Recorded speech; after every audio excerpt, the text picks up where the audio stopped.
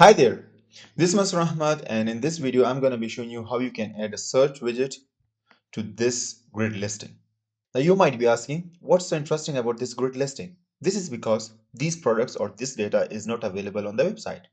I am pulling in this data from another REST API data point, and that data point is actually all of this data where I can click on pretty print and I can see all of this data.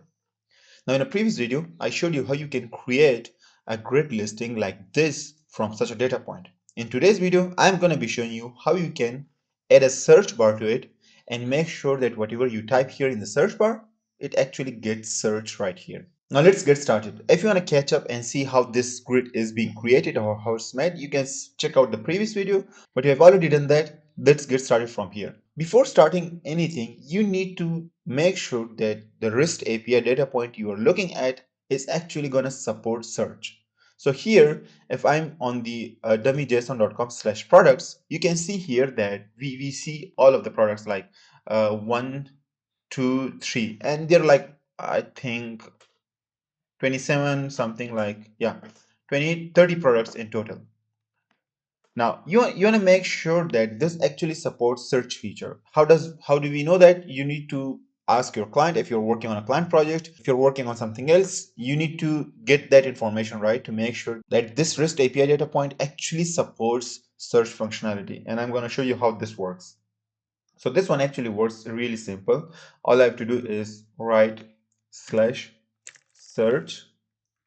question mark and then q is equal to, this is going to be my search URL, and this is going to be, let's say if I'm going to search for an Apple product, I click on enter and you can see here that the first one is titled Apple, fresh and crisp apples. Now this is a different one, but if I'm going to search for MacBook, yeah, see, there is data to support that. So I'm going to show you Apple MacBook Pro 14-inch. So this means that now we know how our URL function works and how it is pulling in the data. The URL is basically search question mark q is equal to your search term. That's the key. And you need to remember this. Now here, what I'm going to do is I'm going to go to the dashboard, and within the dashboard, if you look at my previous video, we have added this URL as a REST API data point, because from this data point, you're going to be fetching all of the data. Now, before I get deeper into the tutorial, what you also need to know that this whole setup is also done with Jet Engine and using JetSmartFilters. JetSmartFilters is the key product here, or the key plugin here. And you can see here that I've already enabled it, installed it, and it's working perfectly fine. Now let's go ahead to the Jet Engine, and inside the Jet Engine, what we are going to do is we are going to alter our REST API endpoint and make sure that the URL is actually going to be supporting search. Right now it's just plain products. That means that it's getting all of those products or all those 30 products directly without any specific URL function. What I'm going to do here is I'm going to add search here, and this is important because in the next step you're going to be looking at and building this thing dynamically. What we do is we click on save, and after that we go to query builder. That's our next step. Inside the query builder, we are going to create a search function. Now let's click on add new. Inside the new query builder, I'm gonna write the name search products. That's it. Now in the query type, I'm gonna choose REST API query. And here, what happens is that we need to choose the same specific API endpoint. So that's going to be the dummy JSON, because it's from the dummyjson.com. And in the query, what we are going to do is we are going to make sure that the search function works properly fine. So here the key should be Q. Why? Why do you ask that? Because I've already added this part of the URL, and this is the key here, because we want to make sure that whatever you search you do, this queue is added to the URL based on this endpoint. This is how the search function works. And the next thing is going to be, I'm going to show you live here how it happens. If you click on preview results, you can see here that nothing is coming up properly. Yeah, it's coming. See, now our request URL is already created, like dummy.json.com/product/search. I've already added key, and if I add a value, let's say mascara, you can see it's going to be refreshed and it's going to pick that exact product. Yeah, see, Essence Mascara Lash Princess. If I search here Apple, is going to search for that specific product. And now the URL is also working exactly the way we want it. See, Q is equal to Apple now. And that's how Apple fresh and crisp. So that means that our search function or search URL works perfectly fine. Now, in order to make this dynamic and connected with us, search widget from JetSmartFilters, we want to remove that and we need to create use a dynamic function of using JetSmartFilters query. That means that whatever query we are going to put in the JetSmart search, this is going to be picked up. The type should be plain query variable. Name should be search underscore products.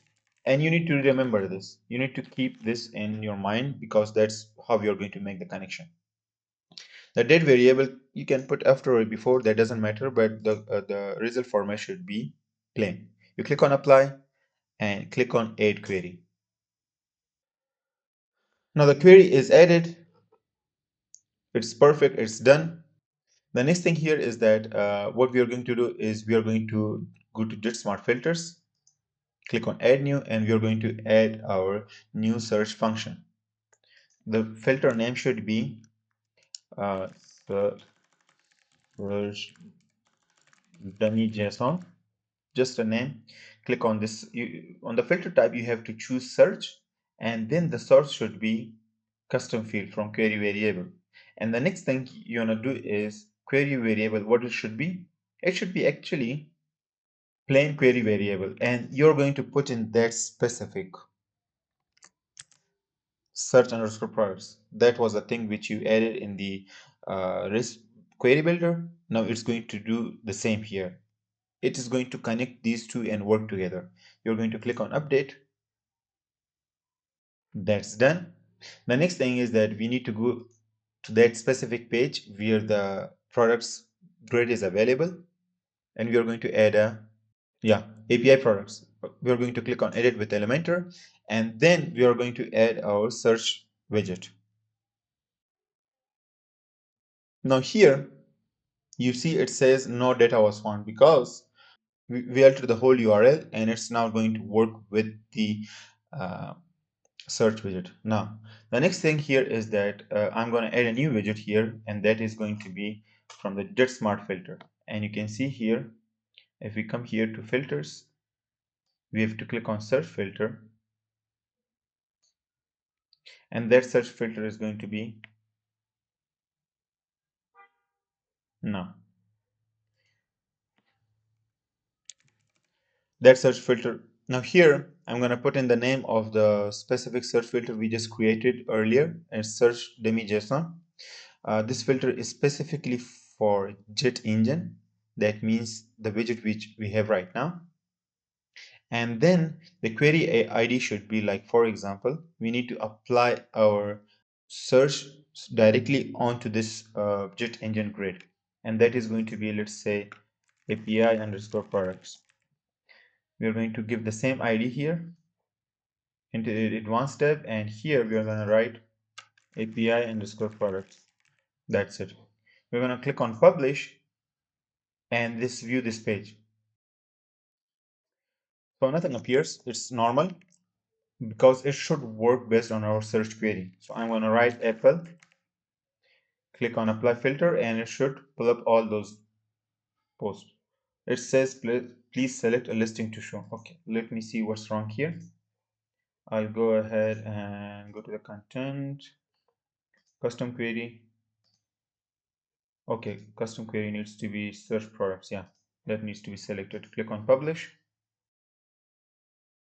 Let's write down Apple.